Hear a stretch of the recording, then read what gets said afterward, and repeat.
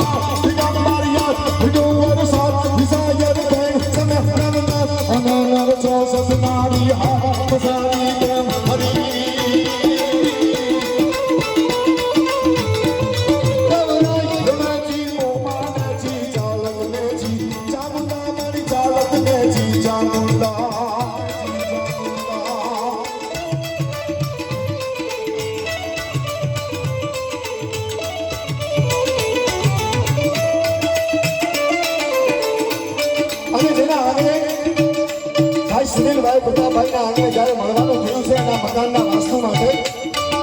આજે આ મકાન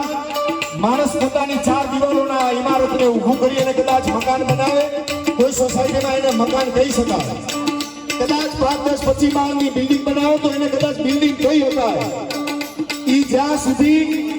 પોતાની આદિશક્તિમાં જગદંબા પોતાની બેન માં દીકરી ભાણેજ ઈ આવીને એના ઘરમાં ભોજન લઈને ના લઈને ત્યાં સુધી ખાલી મકાન જ કહેવાય પણ આ બારોટ સમાજ આ જગદંબા માતાજી માં વિદ્યાબાઈ અને સુનૈતા દે કશિષ્ઠ જેવી ભગવતી જ્યારે એમાં આવીને બેસે ને એટલે ઘર નહીં પણ મંદિર બની જાય ભલા માણસ મંદિર બની જાય મંદિર બની જાય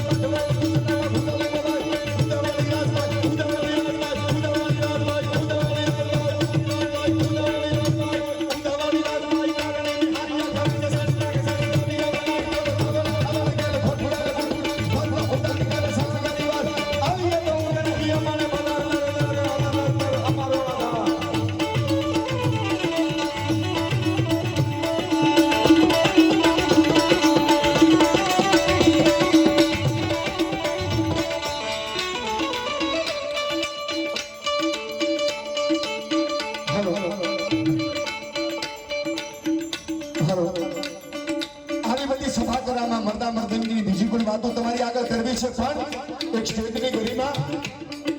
એક સ્ટેજની ગરિમા અને ગણપતિ વંદનાની આગળ જાવ છે પણ આ તો ચૈત્રી શુક્લ નવરાત્રી ચાલે છે એટલે ચાવના દીકરા તરીકે ભગવતીભાઈ એક ચાવના દીકરા તરીકે કરીશ 2 મિનિટ પછી બોલાવીએ ને, કારણ કે એ તો ચારણ તરીકે ઈ માને આ તો મા ભગવતીના નવરાત્રા ચાલે છે. એક ઈ ભગવતીના ગળામાં મા જગદંબા સરસ્વતી જ્યાં પ્રસન્ન થઈ જાય ને, આ ભગવતી છે જેના ગળામાં મા સરસ્વતી સાક્ષાત બિરાજમાન બેઠી હોય ને, જોરદાર તાળીથી એક વખત ઉઠાવો. એમના વખાણ માટે નથી કહેતો, પણ મને કહેવા દો સાહેબ, એક ચારણ તરીકે, એક ગઢવી તરીકે કે આ મંચ ઉપરથી ચાંદખેડાના આ મંચ ઉપરથી બોલું છું. ચારણ તરીકે ગુજરાતના ખ્યાતનામ કલાકારો તો ઘણા છે. ઘણા તો ડોકા આ છે ને એને ડોકું કહેવાય. ડોકા તો ઘણી પાસે ઘણા પાસે હોય, પણ સાચું કરવું હોય ને તો મારી બેન જગદંબા જેવી ભગવતી પાસે સાચું કરવું છે સાહેબ. સાચું ભગવતી કરવી પાસે છે, એટલે એ ભગવતીને યાદ કરતા